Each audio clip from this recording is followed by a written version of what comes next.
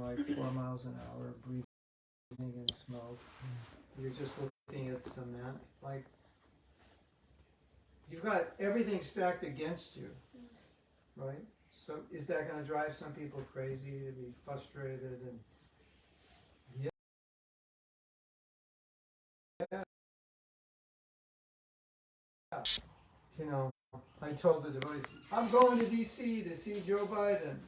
And I'm going to tell him, Joe, I have a solution for the war. Just outlaw cow killing.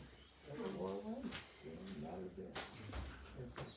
Joe's going to go, that's a good idea. We'll get on that right away tomorrow. So this cause and effect, we don't always see it, but what's actually happening is you create a tamasic and rajasic environment. You put innocent people in that environment, and their minds become tamasic and rajasic. So what do tamasic minds do when they really get bad? That's what we're seeing.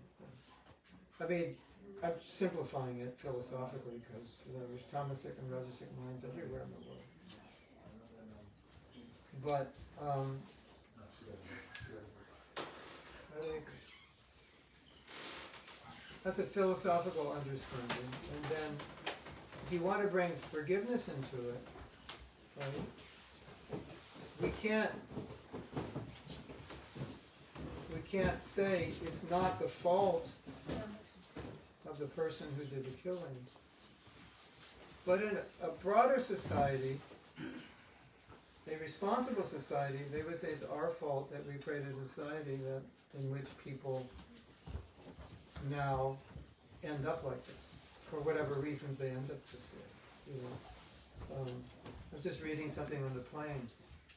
There's debate, do watching violent movies make you violent? Well, that's debatable. The guy who wrote the book said, well, they don't make you non-violent. I thought that was a good answer. So, we educate our children in a certain way. We have so many dysfunctions in society, so some of these kids are raised in dysfunctional environments. We create more dysfunction in these rajasic and tamasic cities where they're educated, what's on social media, what's in the movies, what's in the music, what's in the books. And then, if we don't have any killings for 6 months, we'd be like, what's wrong? Like, something's wrong. There should be more. Look what's being fed. I don't know what they do, get a knife or what. It's something. Not as disastrous.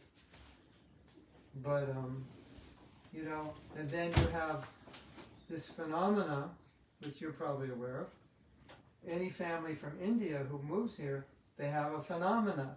Their kids are American. Right? And they're like, oh my God, my kids are American. Why do you like that? Why don't you like me? I treated my mother with respect. Why don't you treat me with respect? Because I'm American. We don't do that.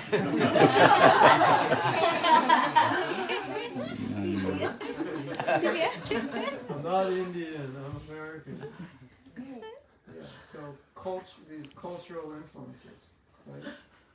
And so it's like, okay, any Indian family wants to come to America, just be warned, you're going to have American kids. In case you didn't figure that out yet, I'll help you figure it out. And American kids, well, nowadays it's not so bad. I think Indian kids are sometimes worse than American kids in the big cities. Yeah. So maybe it's better they're here. I don't know. But if we went back like 30 years, it wasn't so bad there. And so that's one way of looking at it, that society should take responsibility. I was just in a city. Where was it? I think it was El Paso. Where was it? Or another city. I forget. But anyway, in El Paso, everything is painted. All the overpasses, all the cement is painted like. Have you been to El Paso? It's like turquoise and kind of a brick orange. Maybe one other color. And so you drive around and go, this is nice, But you drive around a city, which is all just cement, it's like miserable, isn't it? And we don't realize what it's doing in our consciousness. And then you come home and you're like getting in a fight with your wife because you saw cement all the way home. Sometimes it's like we're in El Paso. You drive here. You're driving on the George Washington Parkway. It is all beautiful, and you just start relaxing, right? Because you're seeing green. Then you get in the city. It's like your consciousness is changing because we're being affected by it. So I was with Prabhupada, and we were in a park in San Diego, and they had the World's Fair there in, I don't know, 1930 or something. So it's a huge park, but they have little buildings here and there. And we were walking, and then one devotee said, Prabhupada, is this like Vrindavan? He said, no, it is like Dwarka.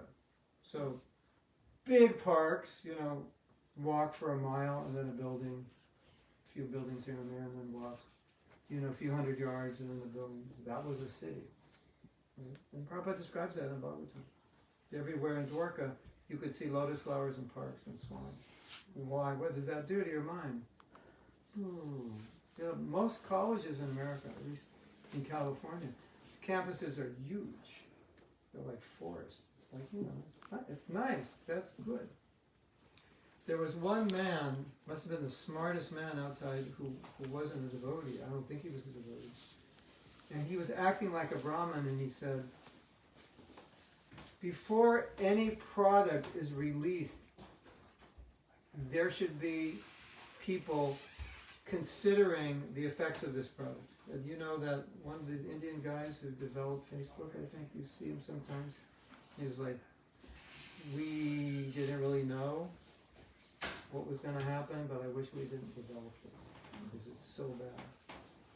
So that's the responsibility of society, but that you get with Brahmins. That's what Brahmins do. Right? They're going to mobile phones, they're going to have this and that. No way. Forget it. It's not going. We're not allowing that. That will degrade. You know what mobile phones have done, in case you don't know? They've increased the mode of passion. So it's like you ever see people, give me your phone. I'll give it back. You ever see people, they're talking, having a conversation, and like every minute and a half, what are they looking at? Nothing. Just going over some pictures and looking at the messages they're waiting for, and then talking, and then going. They're addicted to this thing. Which is that means that like they're total. This thing has put them in Rajagun. They could never chant Hare Krishna because Hare Krishna, Hare Krishna, Hare Krishna. You ever do that? We don't realize what's going on. If you study psychology according to Ayurveda, you realize what's going on is we're destroying our minds because we're putting people in passion and ignorance where all the psychological diseases come from. We have to be in Sattva-guna, which is why sometimes we have such a hard time chanting japa because you can't chant in passion or ignorance. You have to be in Sattva-guna. And if we're living, you know, if you're living in Rajaguna, I can't chant around till the morning, my mind is because your mind is all day, and you think, you know, just because you sleep 8 hours, it's not going to be. It's not going to be that way. You have to have enough sattva in your life, right? So if you live in a nice city, you have a lot of greenery, or you get to walk in the forest every day. Your house is very clean and organized. And it's very sattvic. Then when you chant japa, it's just natural. Hare Krishna. It's easy. Right? So we're creating a tamasic and rajasic environment, and we're wondering why we have problems. Wonder no longer. The problems are in Raja and Tamas. They're not in Sattva. Sattva is like, that's where there aren't problems. Only problem is you become happy and take birth again. But that's not a societal problem. You won't mess anybody up. So now I can segue into forgiveness because forgiveness is a sattvic state of consciousness or transcendental. It can be in sattva guna or it can be transcendental. And maybe, you know, how should we feel towards these serial killers? You know, they're maybe people who didn't get love, didn't get understanding, people who didn't get the care they needed. That's a sattvic way to respond to it. Not that we are justifying it, and not that we're not feeling for the people who are hurt, but That's a more sattvic way of dealing with it. And interestingly, and this is like so misunderstood, you say like, okay, I can forgive him, but does that mean we just let him go free? No, because forgiveness and persecuting or even shooting the guy, I forgive you, but you have to stop shooting people. And the only way I can get you to stop shooting people is to kill you. And I go home. I have no issue. I'm a policeman. I just saved the other 600 kids in the school by killing this guy. It's not that I disliked him or whatever. I was just doing my duty. And I go home. I don't have to have resentment towards him, even though I killed him. So we equate resentment with hating somebody. But we equate that, and we equate forgiveness with letting the person go. I forgive you, I just have to kill you, because this has to stop. You can actually do that. So, forgiveness is not necessarily a relationship tool. I would not want to have a relationship with someone who tried to kill me. But I would want to forgive them, because if I don't, I'm going to spend my life being pulled by my resentment into toxic ways of thinking, and it's going to completely affect my life now, because I'll never be able to get over it, and etc., etc. So, as practicing devotees, we're living on two levels. We're interrelating, and we also have the internal, right? So internally, I don't want to hold on to resentment because it's toxic, it's tamasic. I want to be sattvic or transcendental, and so the devotee is transcendental. They will forgive because they don't want to hold it in their heart. But if we have to administer justice or I have to make a decision on a relationship, I don't want a relationship. You tried to, destroy me. I don't want to get near you. If you do, I'll call the police. But I forgive you. Because within my heart, I don't want to carry revenge and anger and hatred towards you, towards anybody. Now, I'm not telling you to do this, but when you become like Prahlad Maharaj, you will pray for the person who tried to kill you. I'm not saying that, tomorrow try this at home. But that's what we see. They're trying to be killed and they're well-wishers. So that's the ultimate end game. Become a well-wisher of a person who is as Bhakti Siddhanta, become the well-wisher of your greatest enemy. Right? Doesn't mean we can't administer justice. It just means that's what it means to be devoted. So, looked at that way, forgiveness is kind of like, hey Prabhu, what about forgiveness? Well, if you're meant to be the well-wisher of your greatest enemy, I think that answers that question. Right? Because being a well-wisher of your greatest enemy is way beyond forgiving them. I'll forgive you, but I'll pray that, Yamaraj takes care of it. That could happen, but this is what bhakti is all about. So, I think one thing that I've been thinking a lot about lately that really bothers me. I've been listening to a devotee speak. He's no longer alive, and he had left this one long ago. And he has a lot of his talks. He's doing critiques on what's wrong with this guy. And a lot of what he says is true. A lot of what he says is I don't agree with. But I've been listening to a lot of talks, and I've been noticing there's a bit of negativity in his talks, to put it mildly. It's always like, it's very negative. Some of the things he's saying is true, but after you say it, it doesn't have to be negative, it's just, you can state it, right?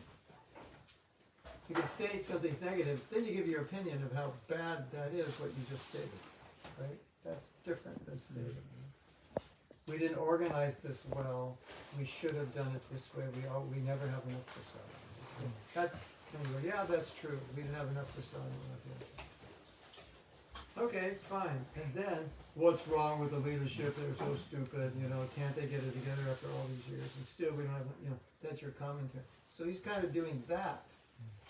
And I've been listening to a lot because I'm learning a lot also. He knows a lot. He knows a lot about the culture. But after listening over and over again, I started to see patterns. And like, something's wrong here. This is not right. This is not the way a devotee is supposed to be. And I recently read something, I don't know who said it. I think we all understand this.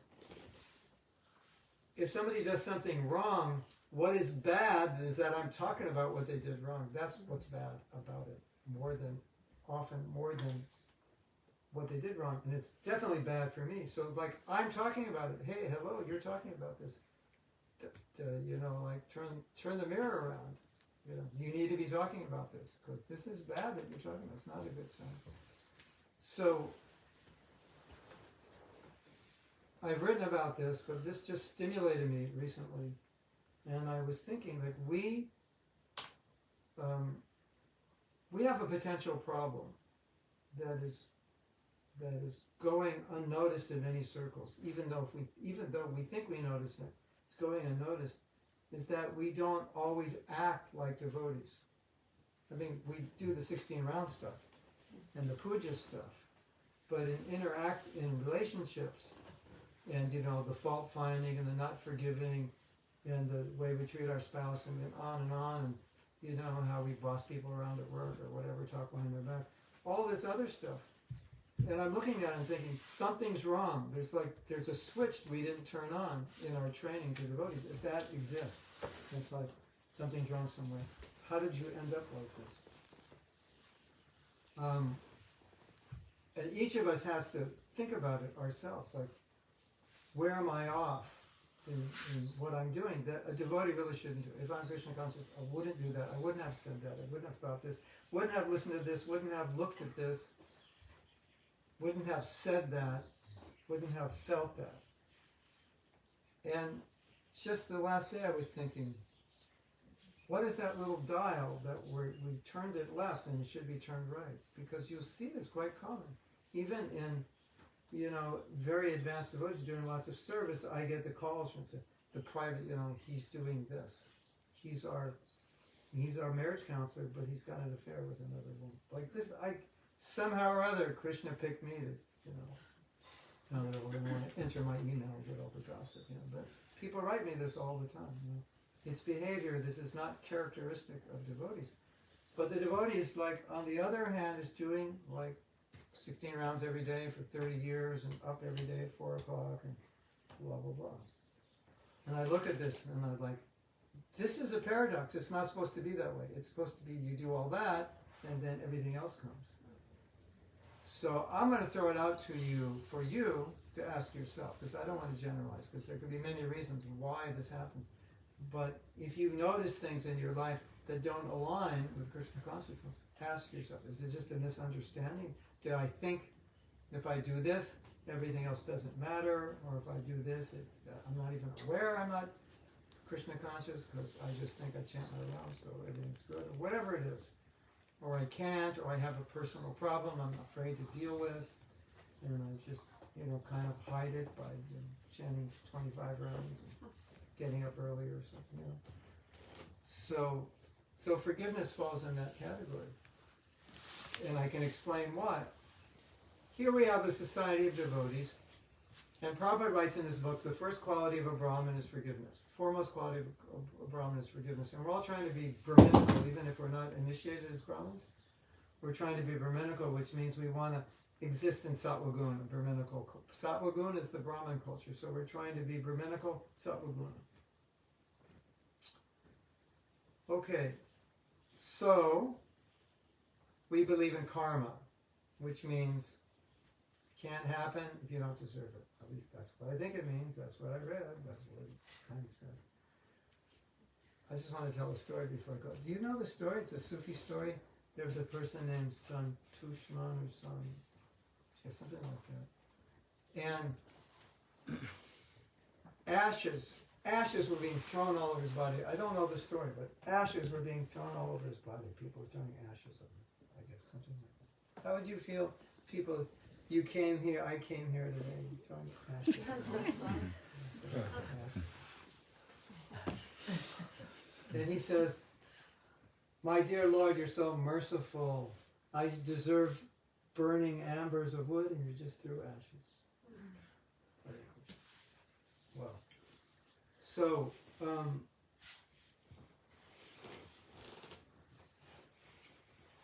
That's Bhagavatam, right? That's Bhagavatam. So we have Sattva-gun, we have karma, we should live in Sattva-gun, foremost quality of a Brahma is forgiveness. We understand karma, and Bhagavatam says, Tatedo kampam sushimikshimano, I deserve worse. So, like, my dear Lord, why only ashes? I got a great ash story also. Someone remember where I was, I have to tell this story. You remember these three things like that we have? Sattva-gun, we have karma, and we have I should deserve worse. Just remind me. Does anyone know this story? This devotee went begging, and he begged at this man's home, and this man is just like hated devotees. They're always begging. He said, you beggars, get out of here. No, wait, I want to give you something. He gave him ashes. That's what he donated, was ashes. And this devotee thought, would you be offended if someone did you? Get out of here, you beggar. Here, take this. He was so compassionate, he went back to the temple and he thought, can these ashes be used? This is a true story, Gaudiya Math. And he thought, I don't know if you know this, but you can use ashes to polish brass pots. So, I guess it's astringent or whatever. And he realized, so they used them to polish the pots. And guess what happened to that man? He eventually became a devotee because that service was taken. Hare Krishna. Amazing, right? So we have these three things embedded in our philosophy. We should be sattvic. That's what we're trying to be sattvic, because sattva guna is the stepping stone to Shuddha sattva. So you can't. It's really hard to get there from tamaguna. It's like, my analogy is tamaguna is like, sattva guna is the train is stopped, you get on, everything's cool.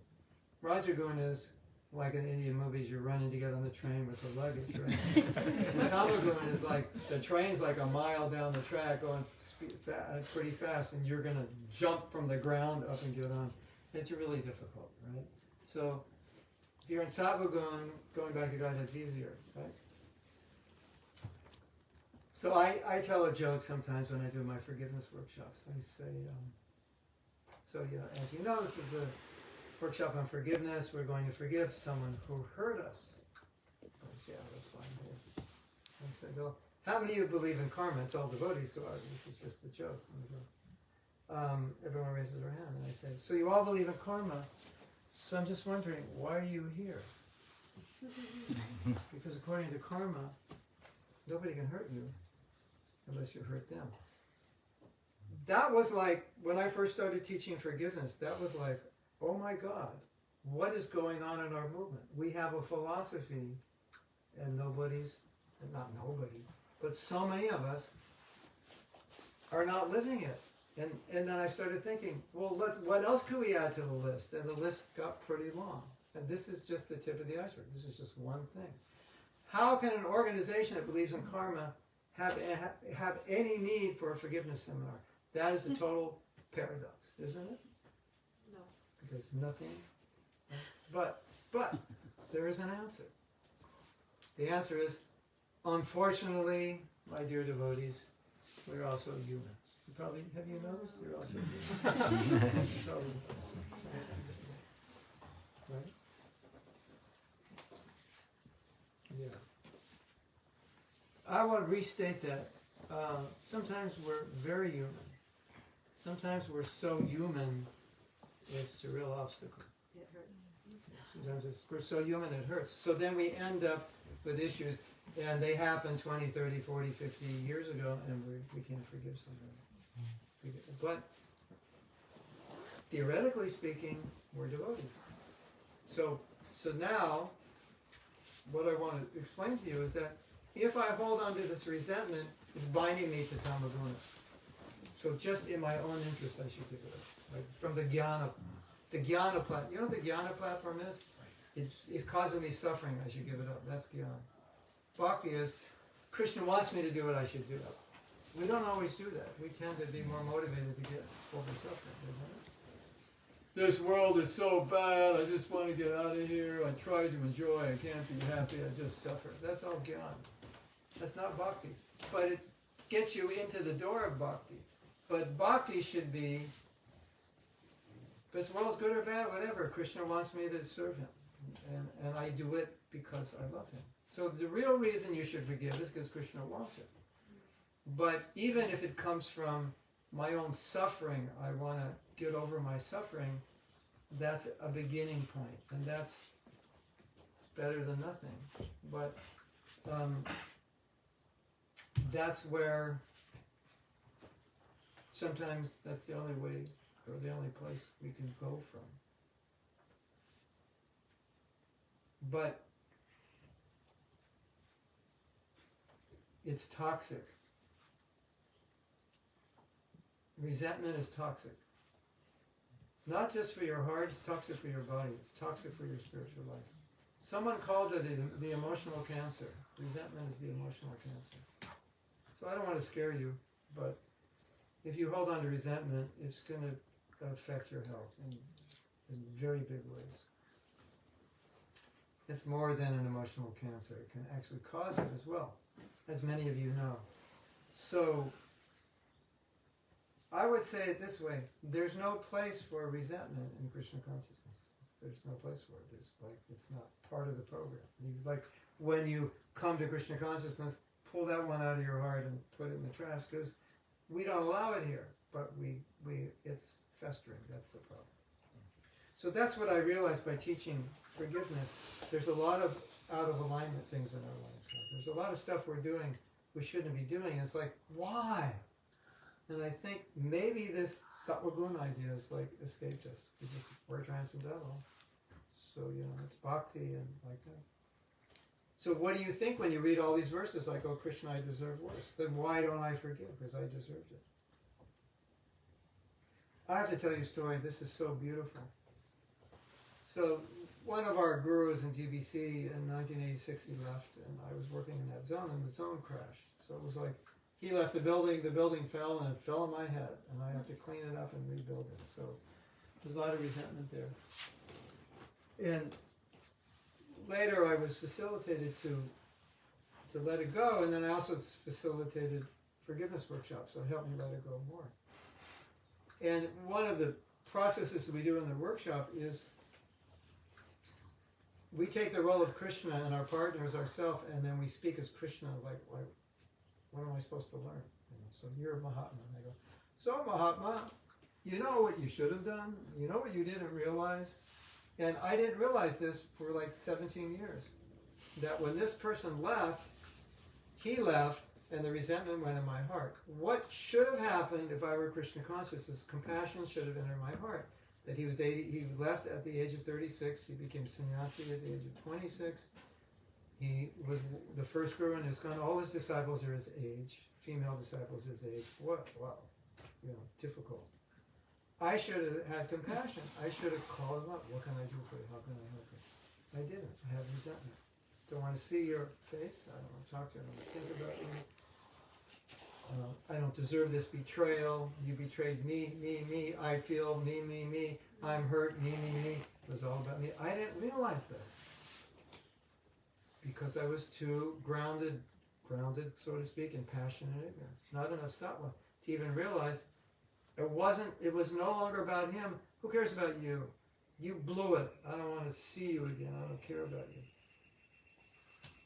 I care about me, and I'm hurt, and that's what I care about, and I don't want to be hurt, and you hurt me, and I don't like you because I'm hurt. What's that all about? That's what any guy in the street will feel. And I'm a devotee, and I'm feeling that. That's what Krishna revealed to me 17 years later when we did the exercise. So, Mahatma, you lack compassion. Why didn't you call him? Why didn't you try to help him? Instead, you turned around. Whoa! 17 years later. Dull brain. You ever heard that word? Dull brain. Layers and layers of... We're dull. That's a problem. And I think if we reorient ourselves to think this way, we'll see all kinds of things that we can realize this is totally out of alignment with bhakti. I shouldn't be doing this. That we don't normally see. Because I did my puja in my 16 rounds and I wear dhoti, kurta, tilak. So everything is good, Prabhu. And yesterday I distributed so many books. So I am good. You're good? Ask your wife how good you are. She'll tell you. Not so good, Prabhu. Right? You don't have to ask her. She'll tell you. That's their savior. So it was, it's interesting also. Because as long as you hold this resentment, you can't realize these things. You have to get rid of it, and once you get rid of it, it's like, oh my God. It's like you get a surgery, been limping around for 10 years. You get hip replacement. I haven't got one, but I've seen people limping, and they're like, oh my God, I can walk. My sister's just got one. She goes, why did I put it off? And I haven't been able to walk for 10 years. So it's like that. The resentment comes out, and it's like, that was really bad. Why was I holding on to that? That was destroying me. That was draining me. You don't know, maybe you know. But if you have resentment, do you realize you have to keep it alive? You actually have to do something consciously, subconsciously to hold on to it, because otherwise it'll die. If you don't keep it alive, it'll die. We're actually feeding it. And that takes energy. And that's why when you pull it out, that's like, wow, it's like a big black thing just came out. I was thinking of doing a YouTube video. I was like, in your heart, you've got this big black stuff, and you don't even know you have it, and it's killing you. And they'll think it's, an ad for an herb or something. And I pull it out, big black lump, and it says resentment. This is killing you. Someday we'll do it. But that's what it felt like for me. And then when I do my resentment workshops, we do Friday night, Saturday, Sunday, all day. And Friday night, everyone's like, I have to face this stuff, it's like really scary, And Sunday night, it's like, animal. The lights went on, the black went out, the faces lit up, from gray to rosy red. Seriously, like, it's so fun to do this workshop because you get to see the difference between Friday night and Sunday. Because you see, it went out, it's gone. And you can do that for anything, your lust, your greed, your anger, your envy, anything. When you pull it out, you will feel lighter and happier. Right? Because you already are happy, you're a spirit soul. It's just all this other stuff is covering it. But when you don't have to do anything to be happy other than take that stuff that's, those black sheets over the light, the black lamp you have that you can't see anymore. Just take them off and you're happy. It's so nice. I can't let go, this person hurt me. Don't be stupid. Number one, you can. And number two, you'll be happier. Just let them go. Just let them go, it's okay. Otherwise, ladies and gentlemen, you may have to come back in your next life to learn how to forgive if you don't do it now. So just saying, you might want to do it in this life, it might be easier than take another life. Daksha, he offended Lord Shiva and then he apologized. But the Acharya said it wasn't a full apology. So he came back and he offended Narada Muni. For the reason, because he still hadn't gotten over his anger. So, just get rid of it. I can testify this. Once you get rid of it, it's amazing. It's like, and once you get rid of it, you'll never want to have resentment for anyone again, because it's like, I'm not doing that again. That was hell. Hare Krishna. So that's what I wanted to say. That's just an introduction, but that's what was on my mind lately. Yes, Prabhu Rini. Hare Krishna, thank you so much for this talk. I have this question for a long time. It's like we always hear, just give up your pride, give up, your lust, give up, just get rid of it, like you're just saying now. How can we just get rid of it? How can we just give it up? Well, you can't, but you can give up being affected by it. Right? Okay. So I have this forgiveness thing. All right. I have this resentment thing. I'm going to choose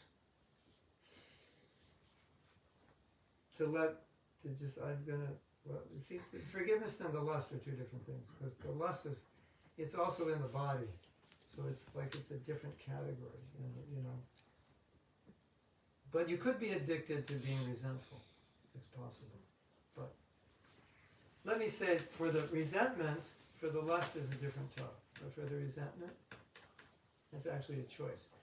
You remember I was saying, we are all, look at it this way, we're all keeping our resentment alive. Just take it that way. Whatever resentment you have right now, you're keeping it alive. If you turn off the flame, it'll stop boiling. And you can turn off the flame. How do you turn off the flame? Turn it off. Let it go. I mean, we have, 16 hours of workshops to let it go. But I think one of the key points in the workshop, which maybe will help all of you right now, let it go tonight. One of the key points in the workshop is, at one point we realized it's not about the person and what they did. It's about my own needs and my own hurts. And so, like, I felt betrayed. The devotee next to me did not feel betrayed. He was actually having a part. I was feeling, oh, this GVC, look what he did, this girl, betrayed me, turned against me. How could he do that? I'm so hurt. The next room, they're having a party. Finally, he's gone. Seriously. Some people were really happy that he left. He was messing things up. He's gone. Why the difference? Because something about me and betrayal was deeply rooted. So it was about my betrayal. And so this is really a cool thing that at a certain point in the workshop, I tell everybody, when we do this part, we get into this part, I say, forget the person. It doesn't even matter anymore. Just focus on that emotion that you expected that you didn't get and try to understand why you wanted it. It's your psychology. It's your hurt. That's why you wanted it. And then you realize, if I didn't want that, there'd be no resentment. If I didn't need to be trusted,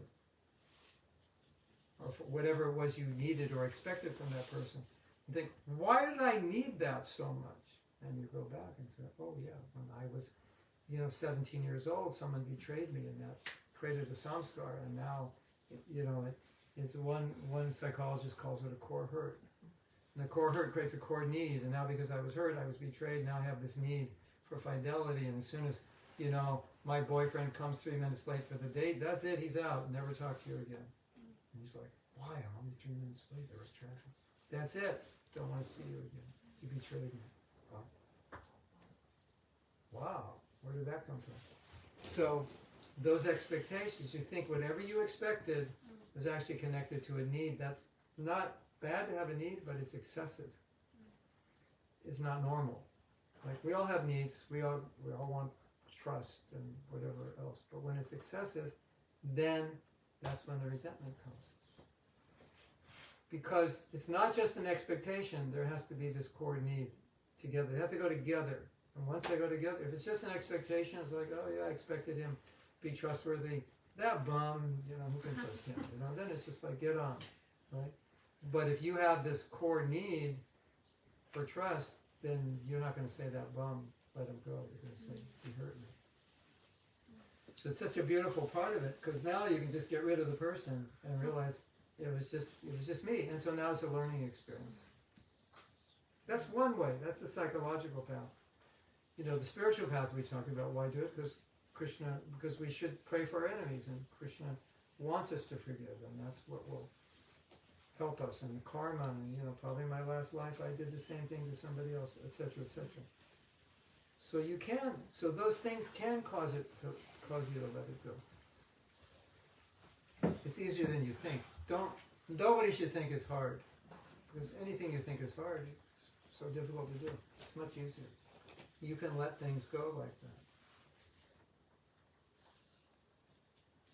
We should let it go. Here's another one, Trish. If you were that person, would you want to be forgiven? Of course. But that was another question that I had. What if the person doesn't care if they're forgiven? I mean, obviously we should forgive for your own sadhana. Think of forgiveness as a sadhana. Don't just think it as a moral judgment. Think of it as it's a sadhana. That's part of the sadhana. 26 qualities of devotee. That's our sadhana. We think, oh, I chant Hare Krishna, all the 26 qualities will develop. No, Prabhupada says you should see how these qualities, in the Gita, you should see how these qualities are developing. It's my sadhana to work on this stuff. You know, we have this philosophy of, it just comes, you know. Okay, that's true. In this, when you reach bhava, prema, they will fully manifest in their Vishuddha Sattva state. But to get there, you got to manifest them in the Sattva state. Otherwise, how are you going to get to Vishuddha? So at least Sattvic forgiveness. At least that, you know. So do yourself a favor. Just let it go. That's your sadhana. That's your sadhana practice. Let it go. You'll be very happy if you let it go. On your mark, get set, let it go. And work on that core hurt. Focus on that core hurt. What was I wanting? And how can I heal that? Some detachment, some healing. Why was that there? What was that event? Start to understand it. Oh, that's why I feel. And then you can change the rules of your expectations and say, okay, I can have relationships. Not everybody's trustworthy, but still, I don't have to expect them to be perfect. You can change your rules. See, right now, you if it was trust, you have a rule. This is how a person has to be. So most people won't fit it, and then you'll have resentment towards all kinds of people, right?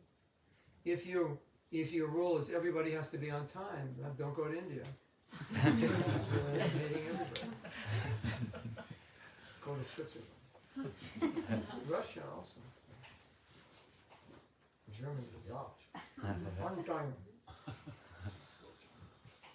India, are you ready? No problem. Yeah, it's a big problem. No problem. Change your rules. I'm serious. You have to change your rules according to culture. Otherwise you go nuts. Right?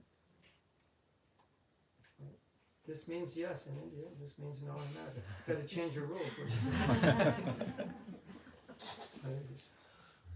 One, two. Well, let her go first. I was just thinking that you know, you can understand that it's your karma, and you know, you shouldn't, that you deserved it. You shouldn't be angry at the agent of your karma, and you can even forgive the person, but then the situation that was created by what the person did is still bad. Yeah, totally. And it's still bad. That's I think that's another area. You've forgiven the person, but the consequences of what they did is disturbing. Yeah. And that's tolerance, which is more of a symptom of humility. Although Prabhupada sometimes says tolerance as a synonym for forgiveness. What I would say, it's easy for me to say because I'm not in that situation, but as far as I've tried to practice and tried to instruct people, I was thinking, well, I could do a little skit, right? This guy's in jail, right? He's like, they wake you up so early in here. The cells aren't even painted nice colors, they're just green. And the food's not good. They only let you outside from, and he's complaining. Everyone's looking at him like, dude, if you don't like jail, why'd you commit the crime? I've thought of that before. So, this can sound kind of like an unempathetic and sympathetic answer, but let's first take it philosophically, because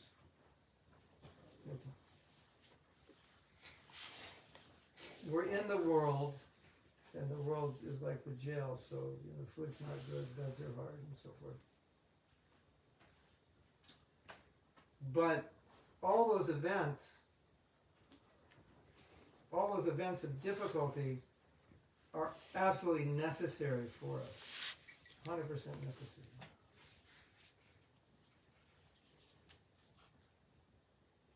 And we understand from Bhagavatam, demigods have a really hard time being Krishna conscious because it's too nice. Really, it's sakama, it's like too nice. And so, I was giving class the other day and I was thinking about my own life. and thinking of all the things that brought me to Krishna consciousness. You know, the lack of knowledge, the disappointments, having to grow up, and you know, on and on and on. And if you remove those and those didn't happen, I wouldn't be a devotee. And then I go back, look at the hardships I had, and look where they put me today. Because I would be back here if I didn't have them. So then I have to take it that Krishna knows what I need. He knows how stupid I am, and he knows how stubborn I am, and he knows how, he also knows what qualities I want to develop as a devotee. And he said, Krishna says, okay, here, you're going to go through this. And so that's one way of understanding it. Another way of understanding it, you're a teacher, so you could relate to this. You're going through a difficult situation, and I'm sure you've given so many classes about how to go through a difficult situation. So now you can think, okay, Krishna's looking at me because I've taught this. I've taught how to deal with this. And now Krishna's like, okay, you taught it. I think the danger of being a teacher, that Krishna seems to like to put teachers into situations that they talk about. So you've taught about this? Okay, big girl, let's see what you do now. Put your money where your mouth is. So that definitely does happen also. Like, you know. And if you pass through it with flying colors, then Krishna's like, yeah, you're my girl. And you work through it. If, another thought, because I've been through a difficult situation, I don't think it was as difficult as what you went through, but it was difficult. It was difficult enough, like, I would have been happier if I just, you know, like, could not get up that day, kind of thing, you know, if that day, but that day turned into weeks and months. If it just didn't exist, I would be happier. It was so difficult, and somehow or other, Krishna wanted me to go through it for those two reasons, to make me stronger and say, hey, big boy, let's see what you do now. You think you're a devotee? Okay, I'm going to put you through hell. Let's see how you tolerate it.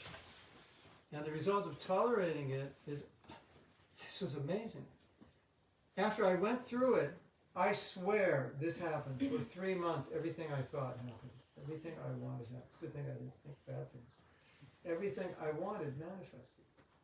This was one of the reasons I ended up here, because I wanted to work with Guna Garmash. I had all these thoughts. I'd like to work with him, I'd like to do this. So I saw that Krishna was really pleased that I tolerated it. And obviously, another obvious thing is, okay, what is an important lesson for devotees? We're not controllers. Okay, we know that.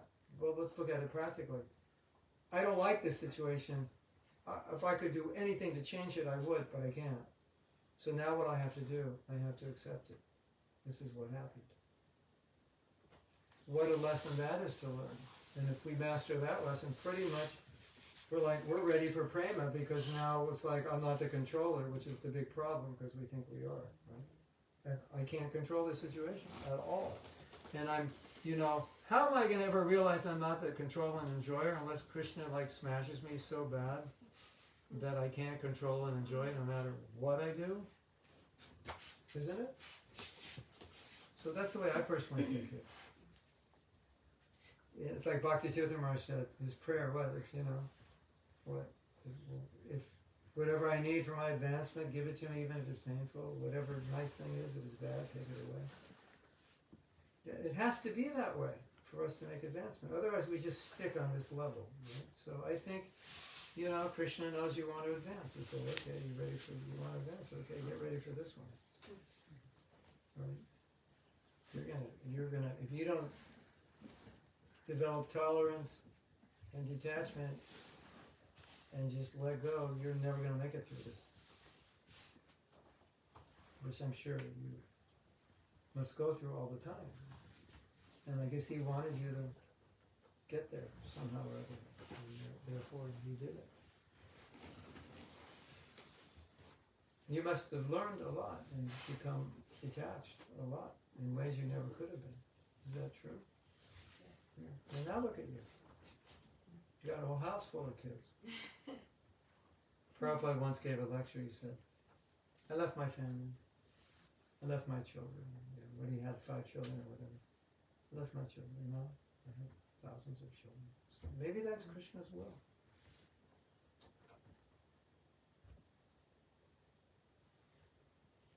mean, I know her and I know her situation, so that's why I'm speaking like this.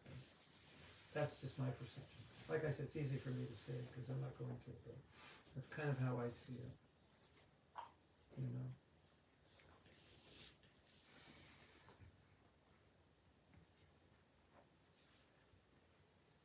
You have lots of children now. You have a desire to have lots of children?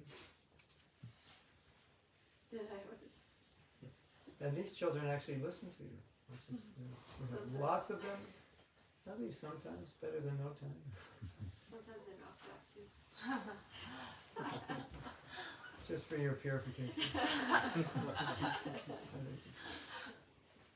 You have another question? You always have questions. Let someone else go first. How do you be lost?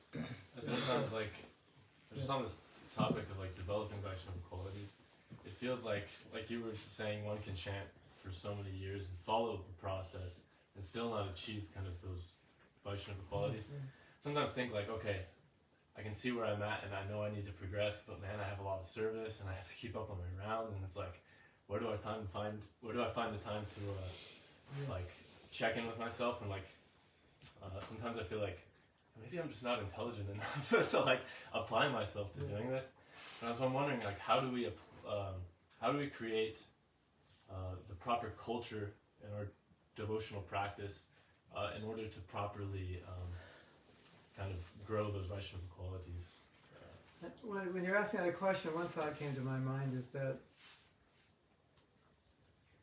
you're putting those two in two separate boxes, like service and Vaishnava qualities. But you put them in one box and it'll answer the question. So I don't. It's like the expediency. It'd be easier to do it this way, and that often that easier to do this way means if I just do it passionately, and I'll act like a Vaishnava at Sunday Arctic, but until then I'm going to get this job done, and I'm yelling and screaming at everybody. What have we got it done today? It's not meant to be that way. And so the big challenge is not to get it done. The big challenge is to get it done in Sattva-guna while maintaining the qualities and consciousness of the Vaishnava. So if you don't see them as two separate things, like I can do this, and I can, we'll work on the Vaishnava qualities, at 5 o'clock. Today is get the job done, get out the whip, No, once you bring them together and realize it's one package, then it's not a problem. I'm giving a talk on, I think maybe Sunday. That sadhana begins at 9 a.m. And the main point of that is so many instructions that Krishna gives are to help us develop Vaishnava qualities, and the way you develop them mostly is after 9 o'clock, because that's when all the interactions are, where you can manifest your humility and your tolerance. It's with people. So sadhana, the real sadhana begins at 9. The other sadhana is easy. You do it every day. It's just like it's in your muscle memory. So now I go out and deal with the world, and I'm in the line, in the cashier. Do you ever see that video? It was such a good video. This is really cool professor. He died. He was, I think, at Claremont College in California. He was giving a speech on graduation. It was very alternative. And he said, now you're graduating, and he described what their life is going to be like. You're going to get up at 5:30, you're going to get ready, you're going to get on the bus or car, go to work at 6:30, you're going to drive an hour and a half, you're going to get there at 8. You're going to work with all these people who you don't want to work with, your boss may be nice, maybe not, etc. Then you're going to come back home like 7 o'clock, and there's nothing in the fridge, then you're going to get in the car, go out to the market, buy what you want, come back, cook it, clean the pots, go to bed. So someone made a video of that.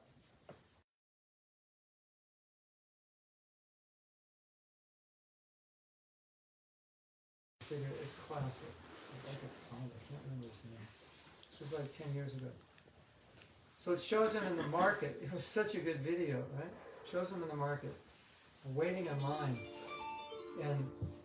and it's a long line, and there's a lady with coupons, and the coupons aren't working. money and it's like taking for. Have you ever been online like that? You're starving and the coupons and the cashier and there's a girl in front of him talking on the phone really loud like this. Oh my God, I can't believe you did that. And there's a guy behind him. It was so funny the way he did it. He's eating potato chips. And he's a big fat guy. And holes in his t-shirt and dirty t-shirt and potato chips all over his mouth and all over his shirt. It's just because that's what he was explaining in the lecture. You're going to go on the line and there's somebody's going to be talking loud and the guy behind you is going to, be doing something that's going to disturb you. Sadhana bhakti. That's sadhana bhakti. Tolerance, humility, respect, all these things. Oh, we'll do that respect, humility stuff later. I'm damn hungry. It's like, excuse me, ma'am, can you hurry up? Yeah. What verse is that? I didn't read that verse. So when you understand this, then it solves that whole problem. No sadhana begins at 9. Now, I read something today which I knew, but I read it from an Ayurvedic perspective, and it's so cool to think of this. Whatever you hear, whatever you see, whatever you think, whatever you feel is affecting you. What are you going to allow yourself to see, feel, think, and hear? Think about it. That's your part of your sadhana. Right? So if you're allowing yourself to get agitated, now you're getting contaminated. If you're seeing this devotee with anything other than respect, you're allowing yourself to get contaminated. Whether you're doing service or not, good service or not, lot or not, you're getting contaminated by it. And so we have to be sensitive to that. We're trying to become purified. And you know what it's like. You see so many things you don't even want to look at just because they're there. But if you voluntarily go see things that will contaminate you, think about it. Just ingesting poison through your mind. And your consciousness is affected by it. What is it? Does that answer the question? It does, yes. Thank you. Hare Krishna, Prabhu. Yes. So I have 2 questions. Okay. So first First question. one's free, the second one's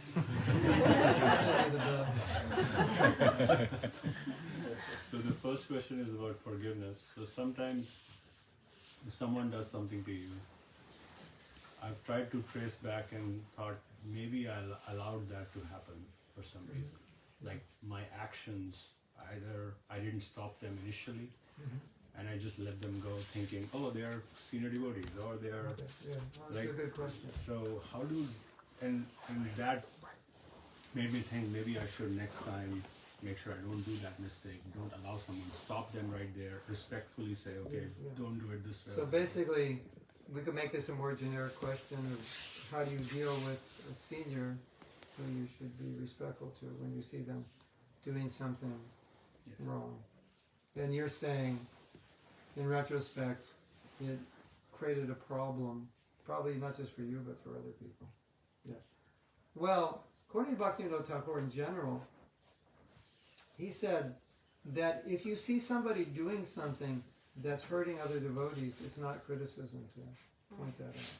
But you may not want to point it out to him, you may want to point it out to someone else. And that would be your service to the other devotees. And it's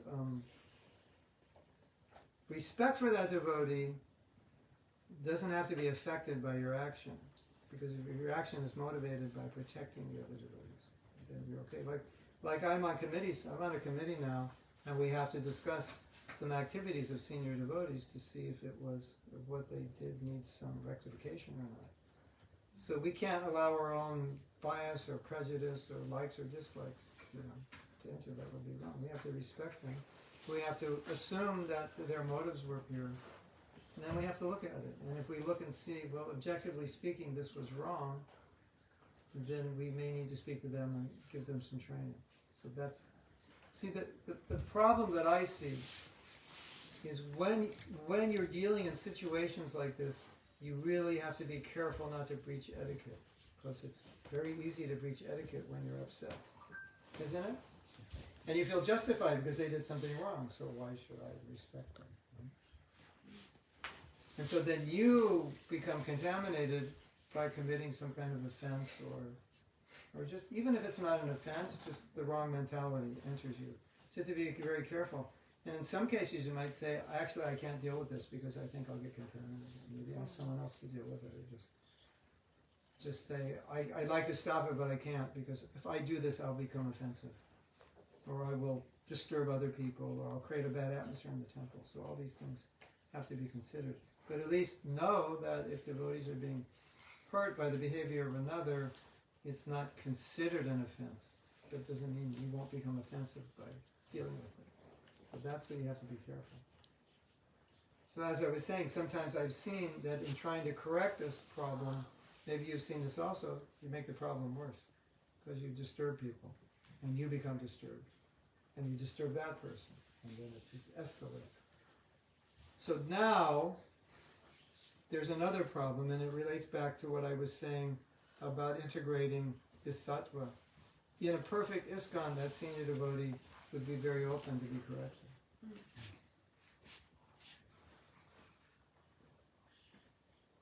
But you'll say, but it's not a perfect ISKCON. Yeah. So, but I would say in answer to your question, can we make it a perfect ISKCON?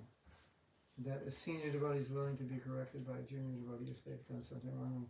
And can we make it an ISKCON where a senior devotee admit it? Acknowledge, yes, you're right, I shouldn't have done it. That's the kind of ISKCON I want to be part of. And those are the kind of leaders I want to see. We need those leaders, because I don't think it's going to work well if we don't have that kind of leadership. And we all know this is a problem, because as you advance in Krishna consciousness, something happens. It gets turned on its head. Instead of thinking you're low, you think you're better. Have you seen that? Have you seen that in yourself? I'm better. Who are you to tell me you're just a new devotee? Maybe I did something that really hurt you, but because I'm a senior devotee, I have no sympathy for you. I think you're nonsense to tell me. I don't want to be a part of this guy like that. I don't want to see leaders. I want to see leaders who say, I'm sorry I did that. Tell me about it. What can I do to rectify? That would make you wouldn't even have the question if we had that, right? So sometimes the answer to the question goes back to the culture we're creating. It's like, say, well, what do I advise you to do?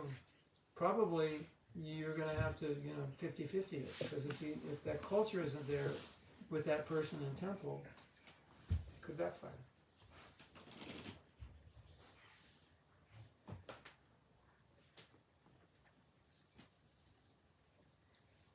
You're last on the list. Is that okay? You have a question too. I have one more question, but we can take it later. Does it relate to the first? Or totally? It's related to Vaishnava qualities, like sadhana begins after nine. Yeah, okay. So we hear from Srila Prabhupada that we have to be like a lamb with the devotees and a lion outside. Yeah. And sometimes I feel that it's almost like trying to live two lives, and then you neither become a lamb and you neither become a lion. So because when you go at work, you cannot be very humble. If you're too humble, you can be run over by people, and you could be treated badly, and all those things. And if you don't become too humble, because that is also very difficult, austerity, to become humble. So you're nowhere in some ways. It's interesting. Bhakti Siddhanta was considered Singha Guru, Lion Guru. Yes. And he spoke a lot on humility. So we will not allow anyone to interfere with the interest of Krishna in the name of humility. But I think the problem in the workplace is to define humility in that environment. Humility means I respect everyone. Okay, so I can respect everyone. Humility means I don't think I'm better than anybody. I can do that. Objectively, I may know how to code better than him, so I have to do this job. But I don't think I'm better person because I code better. See, that's what humility means. I may sing better than you, but if I think I'm better than you because I sing better, that's pride. So there are two different things. Everybody can say, "Oh yeah, Mahatma sings better than he does," or maybe you sing better than me. But either way, if I sing better than you, and then I think, well, that makes me better than you, there's no humility there. So on that level, we maintain humility in the workplace. So what you're talking more, what I'm talking more is a state of consciousness. What you're talking more is a practical application. Right? So now, if he's being harmed, you go beat the guy up who's harming him if you can. That would be your humility in that situation. That will be your respect to him and your service in that situation. Arjuna fought. Doesn't look like humility, but he's being humble to Krishna who asked him to fight. So his killing is humility. His not killing is pride. You know, so you gotta, you know, so I would say cultivating humility internally, but protect. You have a family to protect, so you can't act. Oh, here's another thing. You have to act. You have to keep your job, protect your family. But if you're being hired by a company, then your job is to protect the interest of the company. So in the name of humility, if you don't protect the interest of the company, then you're not a bona fide Shudra. At least from 9 to 5, you have to be a Shudra. And Shudra is dedicated to their master. So you owe yourself to dedicate yourself to that company and do what's in their interest. And that would be your humility to stand up for that company and do the right thing if someone's making a mistake. That's part of your humility. As long as you never think you're better, you're okay. So that's a bona fide Shudra, right? Isn't it? You know, they're paying for you. They're your master. You have to serve them. You can come home and be a Brahmin, but when you're there, that's your dharma at the workplace. And so if you have to be aggressive to protect your boss or the interest of the company, you can do that. But as a devotee, you do it in your own Vaishnava way. It's like switching personalities to things. Like Try to see if you can merge both in one whole. You know, like the parent says, it's going to hurt me more than it hurts you. So you're punishing them, but internally you're blessing them. So if you understand humility and practice it, then it won't be a problem. Because it's not going to alter your internal state when you get aggressive. You know, Prabhupada got mad at some people. Doesn't mean he was no longer humble. They needed that. Or the devotees needed to hear it. Or it was just his love for Krishna coming out. And if you love Krishna, you have humility. And if he didn't get mad, we could say he wasn't humble. He wasn't, if he didn't, you know, someone blasphemes Krishna and you don't get mad, something's wrong with you. And love and humility go together. So, is that okay?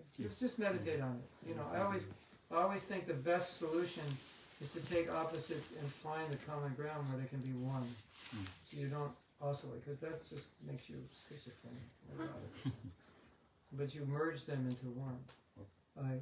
I like this, but it's bad for me, and I should give this up, but I like it. How can I create some balance where I can give this up enough, but engage what I like enough, so that this isn't hurting me, and I can engage this, and I create some.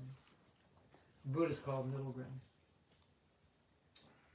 You have to think about it, but that's what I find. That's what I think we all have to go, is find the middle ground of opposites and merge it into one.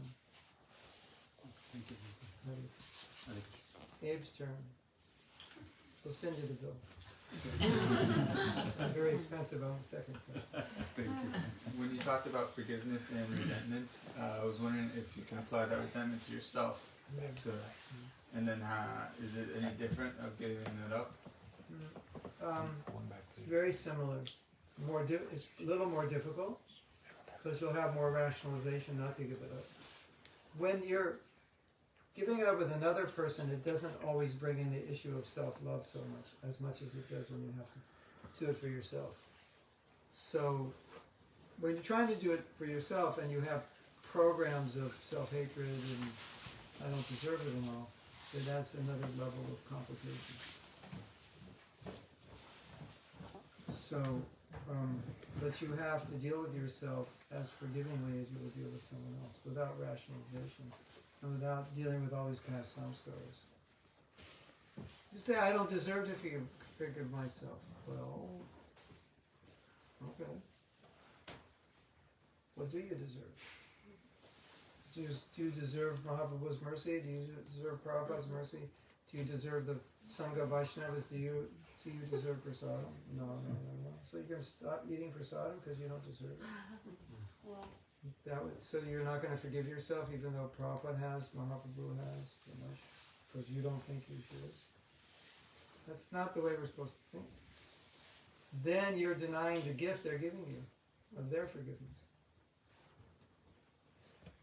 If they're giving you forgiveness and you're not going to give it to yourself, like, what is that all about? I give you a gift and you're like, nah, I'm not going to open it. It's not going to be, I'm going to be happy that you don't open it. No, it's just, I don't deserve this. So, and you go through in your mind all the reasons you won't forgive, I don't deserve it, and if I forgive myself, I'll do it again, and all this nonsense. The point is, this is really important. If you want to progress in bhakti, you have to look at what's going on inside you that's working against it. And it doesn't matter how it got there, and it doesn't matter how resistant you are to it. If it's going against your bhakti, you've got to get rid of it. You just do. And if you understand that, it's very easy to get rid of it. You look at this, and this is antagonistic to my bhakti. This belief I have, this attitude, this way of thinking, it's antagonistic. I want to be Krishna.